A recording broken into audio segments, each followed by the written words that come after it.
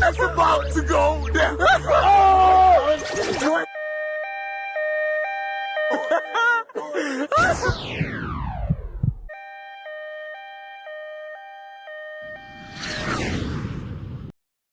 Hey everybody, welcome back to the Imported Brand Experience podcast. I'm your host, Nathaniel Robitaille. I'm here today with the one and only Kleyra. I said Gonzalez.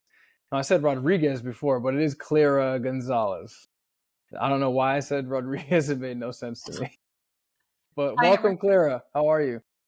I'm good, thanks. How are you? I'm doing awesome today. This was something that we've talked about for a couple of weeks now, and I'm glad that we could finally sit down and do it. Yeah, I'm stoked. I'm happy to be here and just kind of contribute a little more to this community that you've built. Good, love it. And this is what it's for. This is the main thing, is the community around the world. And you are from Surrey, British Columbia, and that is in Canada for everybody that doesn't know. And that is an hour out from Vancouver. How far is it from Seattle? 2 hours. Okay, so it's kind of near Seattle. I get 2 you. Kind of near hours? the border. Yeah, I think it's 2 hours. Okay, that's good. So guys, people that are wondering how me and Kleyra met, we met through a friend who is also in our faith group. Shout out Anna. And she was so graciously just always bringing people on. And Kleyra was somebody that stuck and fell into this family and community that we've started to build and have. So it was only right to dig deeper. And I think that's what today is all about, is just finding out who people are and understanding them from a personal level. That's why Kleyra is on here now, and I can't wait to get this going. So without further ado, tell us a little bit about your upbringing, where you are in your life, who you are, and where you're from. Yeah, so a little bit of my upbringing. So I have a twin sister. I'm a twin. We're not identical, but everyone thinks we look the same, but we don't. And I'm 30 now. I'll be 31 in a couple weeks. And I have an older brother, biological older brother. He's 2 years older than me. And I have 4 other brothers that my mom adopted. Adoption.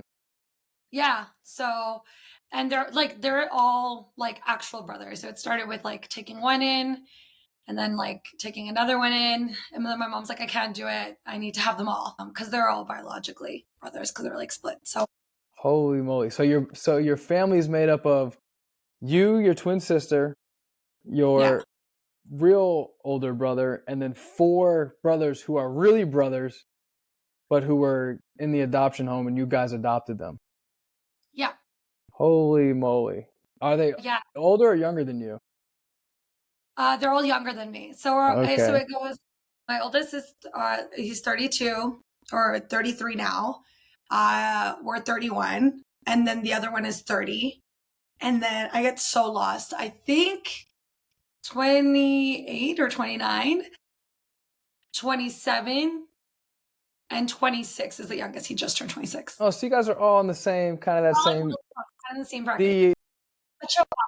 The young adults range. Yeah. It's cool. Okay, that's pretty neat. Yeah. So you can see family of young adults. That's awesome. Keep going. Yeah. Okay, so my parents, they were born and raised in Guatemala, in a small town. Guatemala, yeah. Border neighbors of Mexico. We're not Mexican, okay? Everyone literally says that. We're like, we're not. Yeah, so they immigrated here when they were 18, and they had us like pretty young. My parents were really young. My mom had me and my twin sister when she was 21, I believe. My brother when she was 19. Yeah, so immigrant parents came here, spoke English or didn't speak English, built their own on their own. So like my mom now has like her own cleaning business, and she does like construction and residential and all that, which is really great. And she really has this like heart on like supporting also other women that are immigrants or whoever. Mm-hmm. Through her business, which has been amazing. I've been able to watch her see how she's given back to those based off of how she got here and how she had to work super hard to build what she's created. The heart of our home has always been just family. that is like our foundation. So family is always like a big thing. We always come together, like no matter what, no matter all the hardships that we've experienced. And when I say hardships, is because obviously we brought on 4 boys as well. And also I do have a father who's like in and out of my life, and that's because of alcoholism. So yeah, but God bless. I think I posted in the chat. He's been doing really good. He got himself into recovery. And that's been amazing. And that's just kind of what it's been like over the years growing up with him. So yeah, but I love my dad. That was hard for me because I am a dad's girl through. So yeah, that's a little bit about my family. I don't know. Do you have any follow-up questions on that before we move on to the next? What were you like? What were you like growing up as a young Kleyra? Like, were you outdoorsy? Were you running around? Did you play sports? Yeah, I was actually very active, very heavily in sports, full-on tomboy till probably grade 9, and that was because my brother was like, I guess he was like, so if I was grade 9, he was in grade 11, and he was starting to share with like my mom, like, I don't want my sisters coming and always like wearing like the boy shorts. Like we never liked the girly stuff. This is gonna sound so bad, but back in the day, my sister and I were like savages and just be like, we wouldn't let nail polish because we thought it was like gross and disgusting. We didn't want them to touch us. It was too girly. Never into Barbies. To this day, we're like our like niece and nephew. Ew, no one give them Barbies. That's opposite from here. Golly, everyone's with Barbies and dolls and all that nonsense over here. Yeah, no, it's so funny. Even my sister with her daughter now, she's like, no one give her Barbies. Damn. It's so funny. So that's pretty neat. Yeah, kind of like that. Very like active, very involved. Being with boys, they're really, really active. And also, again, growing up in you would say not what started to be like middle class, but before we were definitely not in the middle class bracket. We were like below that with like my parents. So we were very, very active, like going outside of the park. Yeah. Moving around, playing with whatever that we had. And so, yeah, I think we just kind of got roughed up. But yeah, I grew up with like sports with boys and just the simpler days. That's what it seems like. It said it seems like the simpler days. Yeah, like where your family goes outside. In the dirt, like, really using our imagination. My dad, he's so amazing. And I think that's why, like, I love him so much. Of course, I always will. But he was very about us, teaching us, especially my sister and I, to really like hold our own. And like, you don't need like no man. And of course with my mom as well, her really leaning into her masculine energy. When my dad wasn't around as often, then it was like, you got to get down and dirty. You got to do the work. So I grew up like that. So just tomboyish. I also grew up into my mom being so amazing and giving my sister and I like what we needed and what we wanted. So I was very involved in like activities, grew up as a competitive dancer, pretty like competitive for a lot of years. And then going into post-secondary, it was like making a choice because of course like my mom can't pay for it all and that's like too much. So I had to pick between school or continuing to pursue dance, which obviously I went to school. So what's the so then you went to school despite that. How was your your upbringing with that family? How was that brought you into like being on your own finally? Right, when you go to school and all that stuff, or did you go to school and you were still at home? Well, I went to school and I was still at home. Like it was like that was the hard part. I think even now to this day, I'd say now being 31 and after my partner passed, this would be my first time, God willing, if everything works out, that I would be fully on my own. I do think that growing up with that family foundation, it was well actually I should go back I guess a little bit. I forgot to mention I grew up with my dad being a Christian. My mom was Catholic, and so I grew up heavily like in the church, Sunday school, all that. And so going off of like faith and that family foundation that my parents both built, forgiveness was such a thing. So even if something went wrong, I was like, forgive. Yeah. And then you stay and you sacrifice for your family, especially I hate saying, my adopted brothers, like, no, like truly I'm just, as we continue, I'm just saying my brothers, watching that, like them, It was just on my mom, like, it was just so much, so I could never, like, leave.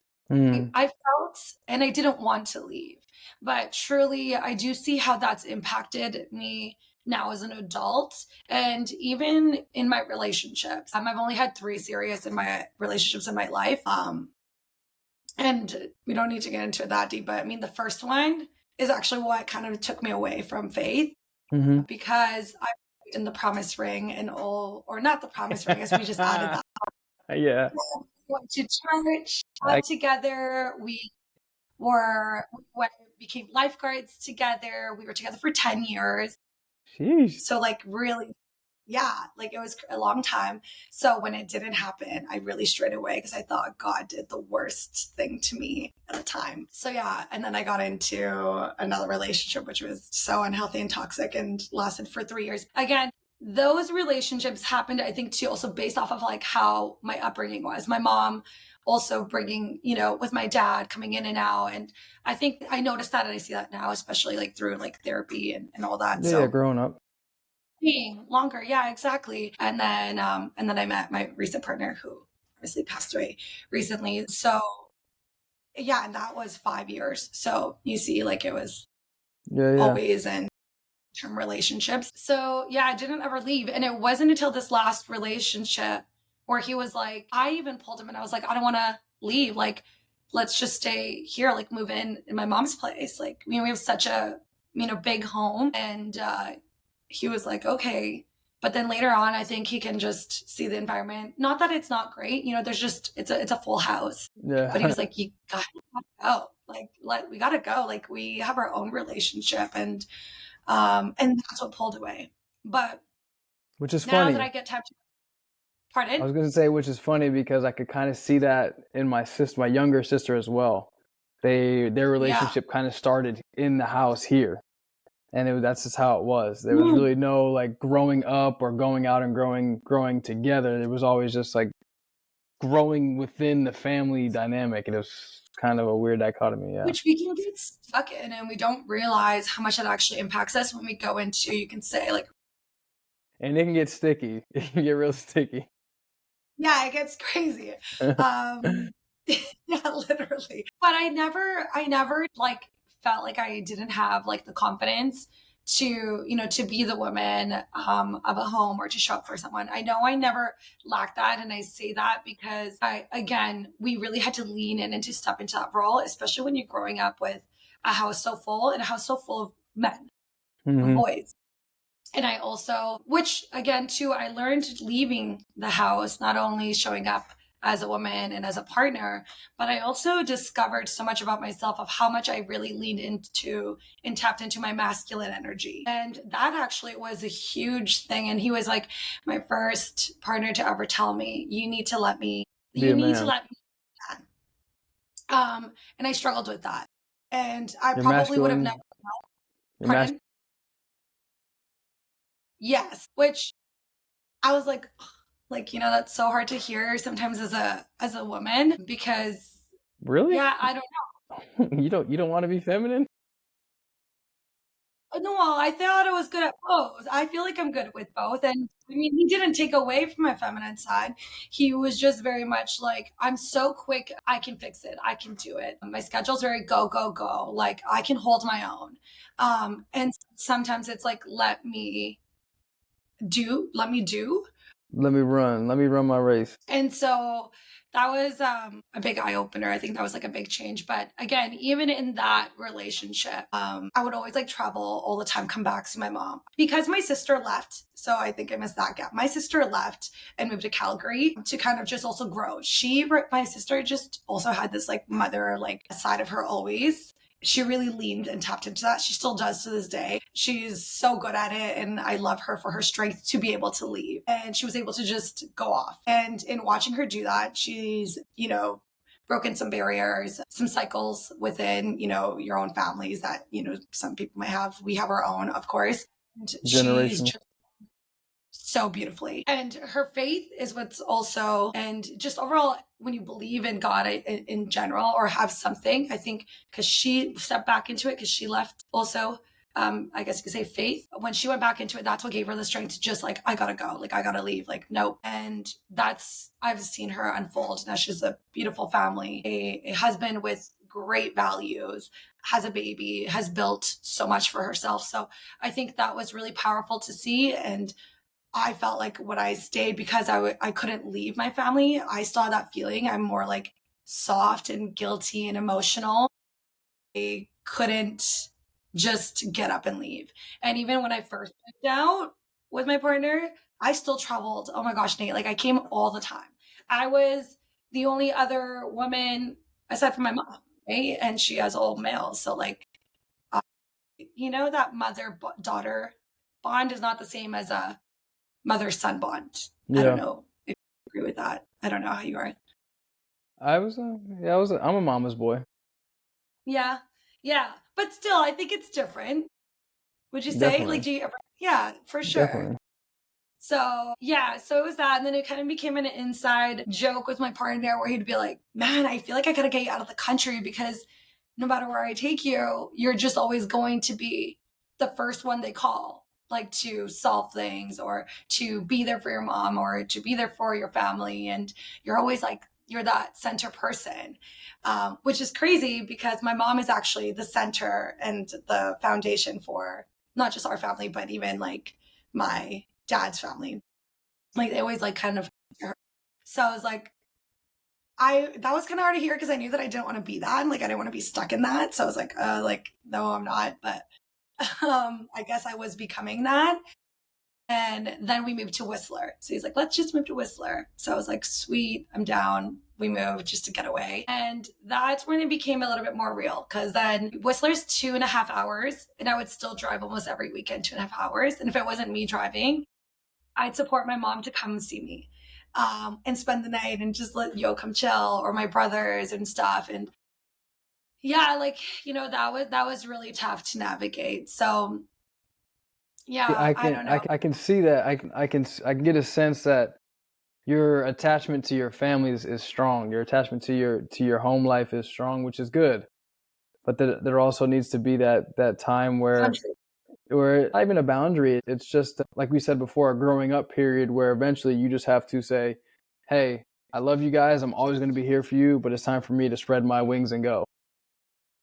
Totally. When I say like boundaries, I mean like I need to know when to say like no.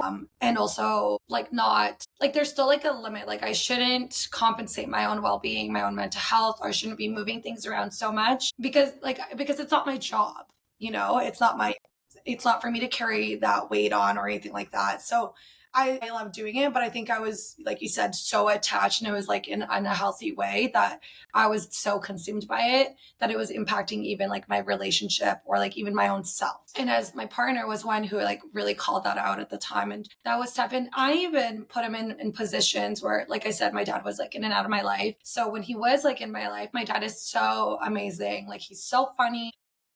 He is my joy. Like I love him so much. He gets me. I think that's what it is. My dad really gets me. Daddy's girl.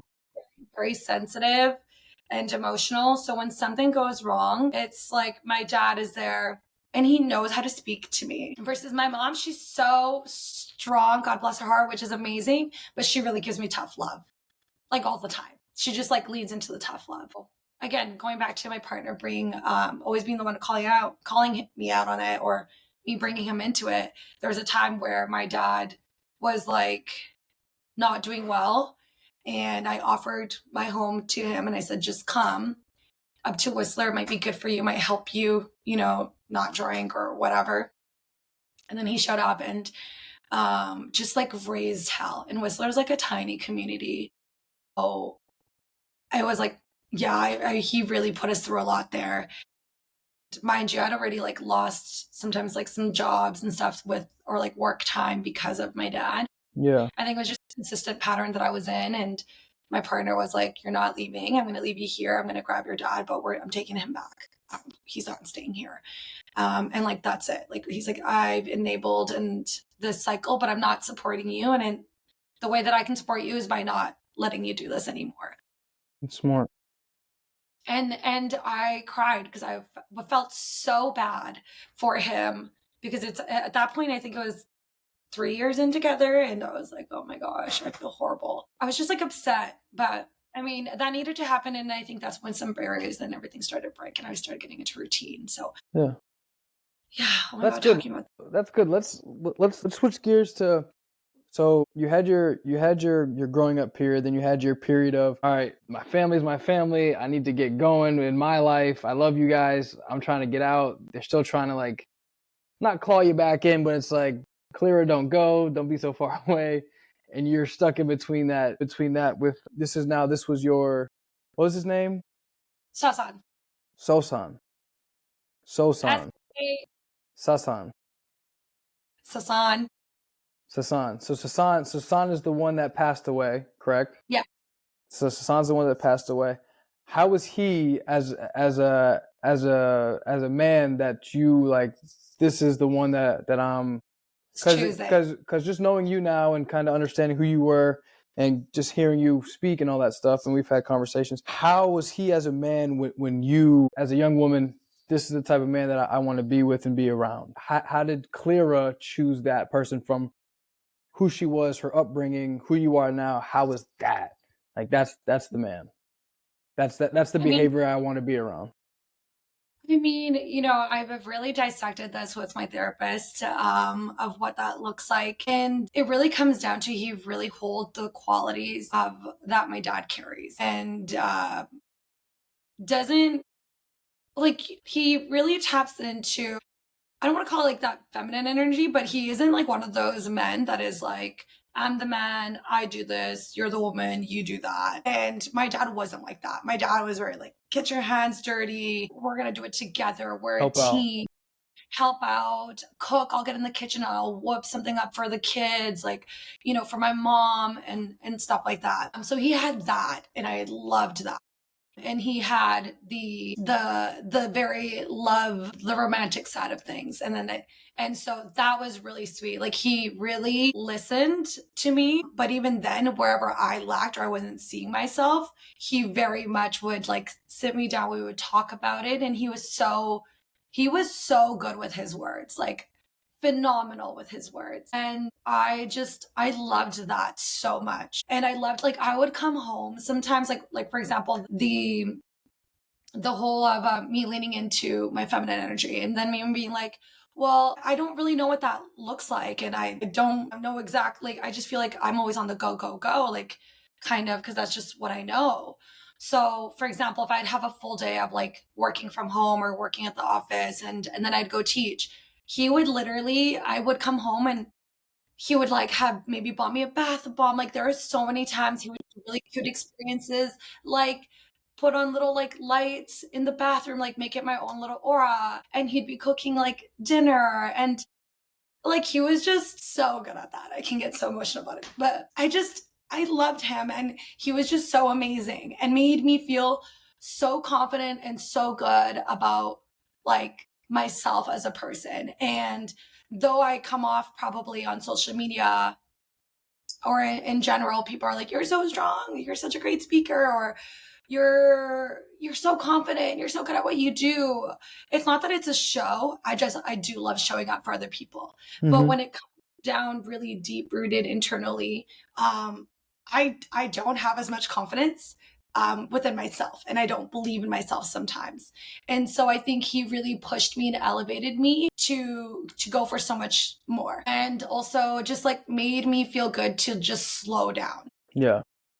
Now, my dad was not the romantic. He didn't know. He thought it was stupid, or he just didn't know how to. He felt silly. So I've actually seen him try, and he let my mom down. I would see my mom cry a lot about it. So I think for me, I guess I created this thing of like, nope, I'm just going to keep going. And he was so good at, you know, wearing all hats when he needed to, learning, taking the initiative to learn. And I think that's also like something that I loved was that if he didn't know something, it was like, we're going to learn together, or I'm going to like go find out how to do XYZ. And that's a really great quality, because, you know, there's people like, oh, I don't know, like whatever. Oh, I don't know, let's just pay for it, which is fine. Obviously, you can pay for it. But when we're growing, if you can go learn, go Yeah, learn. yeah. I think I kind of can get a feel for him that the best if you went with him if you went to him with a problem, he didn't deal with that. He said, "Okay, you have a problem. Stop talking about it. Let's find a solution." Yeah, I think so. Yeah, for sure. And also, Solutionist. he carried that. He also kind of grew up with like a fight or flight mentality, which also that we did have to work with in shift. I think we were kind of a good. And the being with that is because he grew up as a serious like athlete at a very young age, going into MMA, going to fighting, and then professionally being in boxing, right? And so I think when he was doing all that, it's very like the training was hard, very structured. So I think you just kind of carry that mentality into your day to day. You become a machine in what you're doing. Exactly. Yeah. So, which is always like, it's good to have that. I have that softness and that sensitive. Mind you, though, he was also still very in tune with his emotions and can be sensitive, but only with me. Like, you probably wouldn't even get that vibe if you were to like me. But he was also so loving in the community. So, I actually met him at the boxing gym. He actually lived in Germany and he was only going to come back. He only came back just to say what's up because he grew up here for a few months and then he was going to go back. But then we met and he stayed for Oh me. man. Oh man. So yeah, it's so funny. And but So anyway, funny. like I don't know what to say to that. No, that's good. That's good. He liked what he liked, and Yeah, I you mean, got him to stay there. well, I think I always said to you, like, we'll go to Germany, we'll go, like, Anna was like around Europe, so I was like, yeah, we'll go. But while we were actually looking, it was like when COVID and all that hit. So Oh yeah, stay there. All right, cool. So you got that. So you got Sasan and your life and your growing up, and that's been in your kind of your, we'll say not recent past, but in your immediate past, sort of. Mhm. And you said he was into boxing. You met him at a boxing gym. You said you were an athlete a little bit, growing up with brothers and your father, who's always kind of, I would imagine your father being kind of like that rough and tough guy as well. And your mom, she's strong. So that athlete mentality, all that stuff. Which brings me to my next question is, how did you get so into fitness and into boxing and into everything that you're doing right now in your life? Because if you go on your social media or you just talk to you can just see like, yeah, Kleyra is all about fitness. She's all about keeping her body healthy. She's all about helping other people grow and understand their bodies. How did you get into that? yeah, I mean, just always like I guess grew up with being in like sports. I guess I grew up as a after all the sports, volleyball, whatever, rugby, did all the things. It shifted into dancing, and then after dancing, it shifted into I don't know, just like kind of run to the gym from time to Movement. time. Yeah, movement. Then I was in post secondary. I got with Lululemon, and so What the heck is post secondary? like going to university. Oh, post secondary. What the heck is post secondary? Let's call it a We just call university. we got middle school, high school, college. College. Yeah, you can Yeah. call it that too. We just, I don't know. I say post secondary. We're like, Yeah, just like when you said XYZ. For all of you guys that live in America, Z is Z. oh yeah. But keep going, keep going. Post secondary. What was I saying? Oh yeah, post secondary. Yeah, and then so during post secondary, so during college, university, wherever. After high school, went to. I got a job with Lululemon to finish post secondary. It was them who just kind of pushed more, just opened my eyes more to like variety types of movement. Lululemon Fitness has this brand, fitness lifestyle, put it together. so very community. So anyways, yeah, so they give us this like credit card, a wellness credit card you can say, and it's for us to go like explore different like brands, just being community and whatnot. Just obviously working with people who were instructors or whatever coaches. That kind of brought me into the industry. Like, let's go live the hashtag sweat life. It's very life that's on brand with Lululemon. So there must be someone with Lulu. So yeah, that's kind of how. And I said, I kind of want to do this. And the really great thing with the company was they can support you depending on what your big goal is or your little goal. We speak on 5 and 10 year goals, and of course a year goal. And one of my good friends at the time, she was like, you would be an amazing instructor. Like, you would be such a great coach. Keep coming to my classes, come. And I was like, oh, I don't know, but I liked going. And then I just kind of put it one time as a goal. After post-secondary, I didn't think I was going to stay with Lulu, but I ended up staying with them. And probably the best decision, because I've gotten qualified and certified in so many things. So when you went there and said, I just want to work at Lululemon, you just worked in the store, right? At the time I was working for the call center because even then you're in the call center, which then transformed you into now up in front of people that are paying you money to transform their lives from a call center at Lululemon. Yeah, no, it's amazing. That's just pow. That's nuts. No, I've seen them do amazing things for a lot of people and transform people's lives, and it's so cool. So I'm always like so grateful and thankful that of like where I am today, because I would never be, I think, here, or maybe I would have found it, but much at a later time. Then I got certified. We also accommodated with like my, full-time schedule. And yeah, then I got certified and it just kind of begun. And after that, and I've just been certified in a lot of things. What are you certified in? Just go, if you could run down a list. Yeah. So just prenatal, both yoga and fitness, obviously postnatal, yoga and fitness, personal training, 200 hours of yoga, 200 hours of fitness. And I just got my mental health certification to support those in mental health with the St. John Ambulance.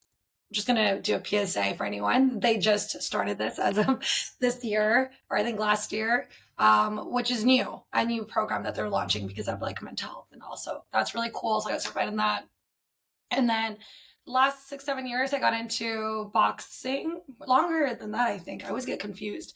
And I started coaching that 4 years ago, maybe it was, or 3 years ago. I forget. The timing's off for me because I've taken a break and I haven't gotten back officially. Have you ever been in any amateur fights as a boxer? I was fighting for one, and then COVID hit. I was training for one, and then COVID hit, and then it just I haven't. Yeah, it switched out. Damn, that's nuts. Yeah, wow. But I might do. I might do it. I think that's a journey. I think I have to you gotta lock in. Obviously, it was like I was like, but how I met my partner was because I was training to fight, and then COVID hit and the fights got like ruined and all that. Then after that, I was like sick. Okay, we're gonna do it again. But life happens, and I'm in a different stage of my life, and yeah, we'll see. But I don't know. So one question I have for you now is, so call center to everything you're doing now, which is absolutely mind-blowing to me. I don't think you think like that right now, but that's crazy. From a call center to what you're doing now. No, I do. Oh my gosh, that is all the time. Nuts. Then I literally was just saying this, and I think it's a constant thing because this year is my 10 years. Yeah. And actually just announced it in our meeting list today. They're like, oh, congrats. Like, we have someone on our team who's 10 years. And I was like, that's crazy. And someone messaged me and they're like, I didn't realize like you're that old. Like, you can be here for 10 years. But yeah, it's a blessing. That's awesome. Something I'm so grateful for. When I leave, because there will be a time that I leave, and when I leave, which might be in the next year or two, I will try to be an ambassador for a company. And I think like I just continue to strive in that. I wouldn't be where I am, not only within the company, but externally, if it wasn't for them, because they've offered so many resources with cool. Like development courses, like just everything. So it's been nice. Shout out Lululemon. So, and I heard you say something about a 1 year, 5 year plan. That's just something that popped in now. So in 1 year at 31, where do you see Kleyra? And then 5 years at 35, where do you see Kleyra? And then 10 years at 40, you're old as ever. At 40, where do you see Kleyra? Yeah, so funny because well, I think I shared with you what my motivation is. I put it there, and that's like and I want to get the wording right. So to create a sacred, powerful space where people can reclaim themselves through movement, breath work, stillness, faith, and just like strength. And that kind of is like a buildup of like over my years of like my own personal training, being out in the community, Your life. all the things, but specifically, I guess, all things wellness. Like, what does that look like? And I'll be launching Mind in Motion Studios. It's already been happening in this last first year, but officially creating that program in itself next month. And so next year, I'm hoping to take what we call my 1 year sabbatical with Lululemon, which kind of gives me my job security for that year, but I'm not working with them and I can just focus on Mind in Motion. And so in the next year, I would like to, God willing, have an actual space offer, classes, versus this year I'm very much focused on like renting some spaces, doing some pop-ups, getting more in the community, mental health initiatives, working with like some housings right now through Mind in Motion. So next year, God willing, I'll have a space. Nice. That's mine. Okay. Yeah. Oh, and then 5 years, hopefully my car will be paid off, and God willing, I'll have someone special in my life walking, with faith. I'm also, maybe a family. I haven't really ever been like, I want a family. Felt that way, which is, you know where that comes from? You pray for it. Yeah, no, for sure. Praying. Not praying on someone. You talk. Just talk to God. You got to talk to God about it. Yeah, for sure. I mean, no, I agree 100%. But I mean, like, there still is, I still have to put myself in the right places, in the right space. You can't just like be in a room in your bed and I pray magically appear. No, you cannot do, you are 100% right. You cannot do that. And there are people that believe that, but you cannot do that. But no, for sure. In your space and place. Yeah, exactly. And like, I'm sure that also looks like me, like, okay, how do I want to be? And like, how do I want to show up? And so like, you can't just sit there and also pray on that. Like you prayer and putting yourself in those spaces to develop. Like, I'm sure like, there's qualities or things that you would want in someone, but you also got to like work on for yourself first. Right. Exactly. I'm an asshole. Hey, I mean, I don't get. I am a sinner. I got a lot to work on. I got a lot of stuff that I would love for my partner to eventually bring to the table. You in your space and place. So like where you're at right now and what you want to do with Mind in Motion and all that stuff, and traveling with that and going to different places and meeting different people. Eventually, when you start talking to God about it, there's going to be somebody who's in that space and place where you're at. And it could be because you had a Mind in Motion pop-up in Seattle or Vancouver or Calgary or wherever it may be, and there was that one person that was there that was like had all the same qualities as what you're looking for now in a partner. And like you said, you can't wait. Oh, it's gonna happen. It'll happen. I believe that. The thing is, I already see there's some seeds I planted, but there's some seeds that God truly planted for me that I couldn't even see at all. And I'm just like, oh wow, like this is happening. Like even like Mind in Motion today. Like I can't even believe that it's even a thing. I can't even believe the partnerships or the housings that I'm supporting. Through all the chaos and how crazy my life has been this last year and a half, I can't believe it. So when people ask, I'm like, dude, man, like that's God's work. Like I just pray and I just thank God, and I still say it like wholeheartedly. So I do believe that God has great plans for me. I think He has great plans for me. Lean into it. That's what you got to do. He will not have great plans if you don't lean into it, because it would be your own. Chat, listeners. Yeah, definitely. No, seriously. I was like coming once in a while, just like starting to like get in more. Now I'm like in it. So you got to be. And now, so you said 5 years, 10 years. So if I was to give you your 10-year, you'd say Mind in Motion is up and going. You have a 1 to 2 little babies running around, Mind in Motion with you. It's so funny. It's so hard for me, and even how I respond to like family and kids. I don't want to use the word never, but I haven't talked about kids. Even with my last partner, I was like, I'm cool with it. But what I've always said is like, I'm cool to adopt. Like I would love to adopt. Like I'm so confident on that. But have kids of my own, I don't know what it is like that. I don't Talk know to your what it is. mother. Talk to your sister. You got people around you that you can talk to. No, I know. You know, my brother-in-law said, don't go say that right away if you end up meeting someone, because you just never know, for the right person, for the right man. Like, my lens are also so different. I think that's something I always say as well. The way I even look at life, everything, even like a future partner, it is like God's lens. Mm-hmm. I'm not the same person.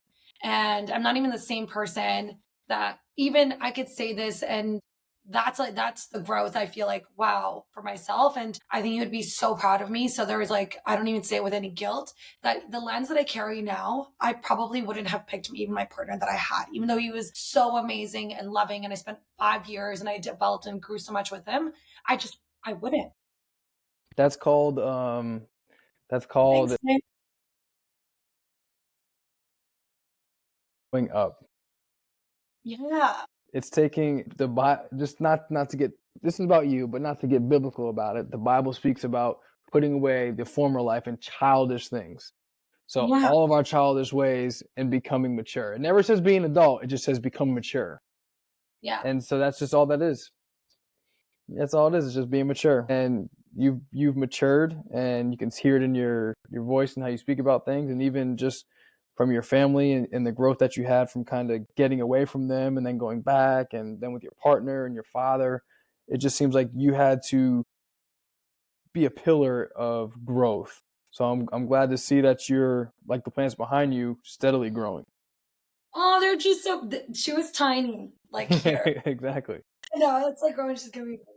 Um, yeah, no, for sure. And even now, like coming back and living in like a full house, like I'm, right. Ever since my partner's passed, I moved back with my mom, and then my brothers also wanted to move back. They were living somewhere else, so they moved us. Now we're a full house, which has been such a blessing, and it's so It definitely is. and it's such a vibe, like the other day we had a bonfire just like on a random weekday, and we're like, let's just, that's, I love that. And I think too, again, and yeah, I mean, I know you're saying, oh, not to make this biblically, but hey, like we're both in faith and with God and Christians, and that's just like part of our life. That's who we are. I think because I'm walking, actually, no, I'm not saying I think. You always tell me to say I know because I'm walking with God, that the way even I am today in this home shows up differently. And I know for a fact my family's seeing it and they acknowledge it. And even with the way I respond, which again, I feel a lot more peace, and I even have those, you can say, like boundaries. And that's because I'm just walking with God. I always look and refer to the Bible of, how do I show up? What does that look like? Doesn't feel good? Okay, I'm going to worship. Okay, I'm going to Sunday church. I'm going to Bible study. I'm seeking the places that are going to allow me to grow. And yeah, I don't know. It's pretty cool to see. Walking with Jesus is a magnificent thing in life. When you get to be like the woman who just reached out in the crowd and touched his cloak, and Jesus said, "You've been healed because of your faith." And that's all we have right now is our faith. If you can take that, walk with Jesus into your home, into your brothers and sisters' lives, into your mother and father's lives, into your next partner's lives. Yeah. I mean, that 1, 5, 10-year plan is going to look like that. And it's just going to be growth, growth, growth, growth, growth. Truly, it's like what they say. Like, I always pray, like, dear God, like, even in this, like, in the beginning of the year, I was like, oh God, like, I really wanted transformation and really accept and wanted my 31, like I said, turned 31 in a couple of weeks here, that I knew that I needed to just, Put I away really all the want old 30. stuff. And I just was like, please God, like I pray that I'm putting everything at your feet. Like even like my family stuff, even though I'm back in this space, like I'm putting everything at your feet. And I still pray that to this day, because it's not always easy. And yeah, but I would say for sure, and I want any listeners to know that everything that I've been through, it's been only a year and 7 months. And I say that only because it literally wasn't until 4 months ago, or maybe 3.5 months ago, where I really was like, wow, okay, like I'm here because of God. Like I've survived because of God. And that's just what it is. Yeah, all the nonsense that if people listening now, thank you for getting to this point of the podcast. But when you get to this point of your life and you start, and we pray that people get there earlier than us, but it's just that, Yeah. yeah, it's just that all the nonsense that we've been through, all the sin that we've been in, all the stuff that we've lived through, the good, the bad, the ugly, one thing has been always a constant, and that God's path for you is always going to be going forward, and that when you walk with him, it cuts off all of the BS that you've been through, and it shows you that, oh wow, this is a better way of living, and he's been faithful to me ever since then. Through all the BS that I got to this point, now I relinquish it, but when I look back, I say, wow, you've been there the entire time. Yeah, literally, I have those moments to this day. Like it's amazing. I think for for our listeners, like as well, like I think one thing I want to point out is like I feel like in this journey as well, like you're not always going to understand it. And like I said, I have like my best friend who always threw like the Bible, the Bible, the Bible was at me, and especially in my early grief and my first year of grief, like that was really hard. Sometimes I think I was like, dude, you're too much. Like I know what the Bible's saying. I don't want to, like just, and that's okay if you have that feeling. I think because like it's a journey, it's a process. You're not supposed to always understand why it is that you're going through that moment. You're not supposed to understand why God is giving you these trials and challenges to push through. You're not always going to understand the why. You're not going to get the answer. And that comes with just continue to walk in faith. And that's the thing is like, I continued to walk in faith. I didn't always want to listen. I knew what was right. I accepted that. But in the moment, I just needed to just kind of keep going. And it wasn't until, a few months later, right? Like again, a year and 7 months later now, I'm like, wow, okay, I really see you are always with me. I heal because I accept, and I'm in a place of, okay, I hear you. I read that scripture and I see how it's played out. The Bible says that when you go through that stuff, trials and tribulations, what does it do? It starts with an E and ends with an E. You build endurance. Endurance. Yeah. You can endure when you're with God. When you try to do things apart from God, you're not enduring, you're failing, you're falling, you're flailing. Yeah, it feels so hard. It feels so much lighter. I feel like I'm sure you can, agree with Yeah, this. Jesus says, take my yoke. It's easy. My burden is light. Or like how much like peace you can also even get. Sometimes I'll be like stressed over dumb little things or silly little things in life. I'm like, dude, like whatever, it's God's work. And then there's other people on the flip side of that coin their life will be detrimental because of that one little instance. That's good. That's good. This was fun. Yeah. I got one more thing for you before we head off. I don't want to take too much of your time, but is there anything, like I said, is there anything you want to leave people with today? Some encouragement, something that you've experienced in your life, that you've had in your life, that you've kind of stuck to and said, somebody needs to know this.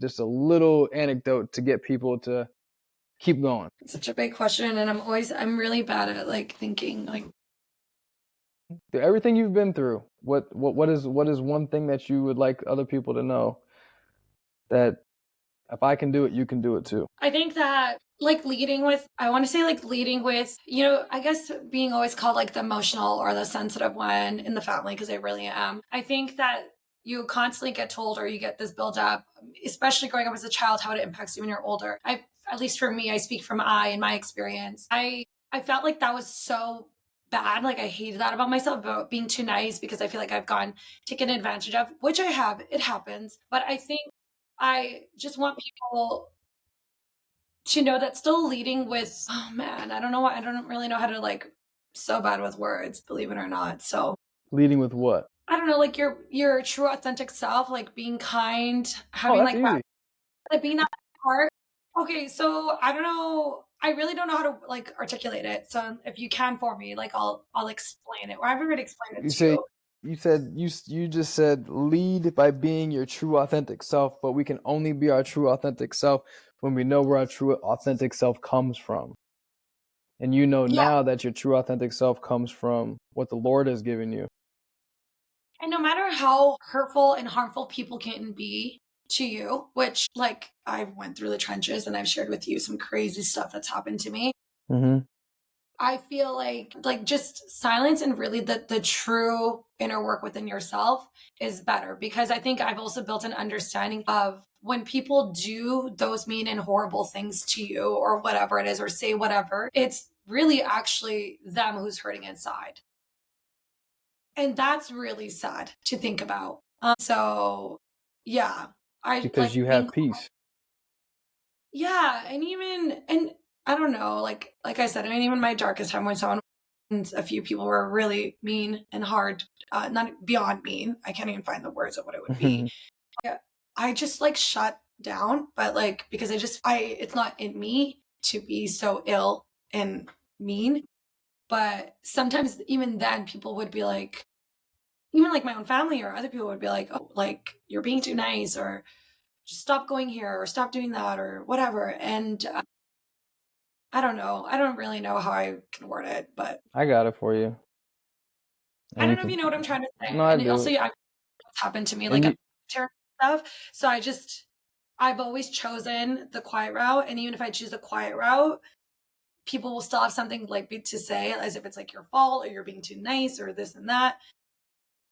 Now, in retrospect, a year and 7 months later, I'm just so proud of myself for not taking that ill route or not saying anything mean. And if I did, that nobody heard me say the mean stuff because that's not a representation of who I am. It's a representation of me being ill, me losing my partner, or mm-hmm. whatever people did to me during that time. So, yeah, I feel like leading with kindness is still the best Leading with choice. kindness. That's good. Yeah. That's a I don't know. long-winded.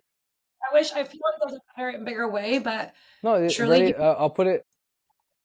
who will, I'm not great with my words. Ready? I'll bring it back to something very simple, and it's biblical. It's a verse that says, "A soft answer turns away wrath." Yeah. I like So that. when you got all this madness coming at you from all these different ways from people that are conflicted and are wicked inside because of whatever it is that's in their heart that they have to deal with, and they coming at you, by just kind of being at peace and or shutting down, kind of was being a soft answer, turning away wrath.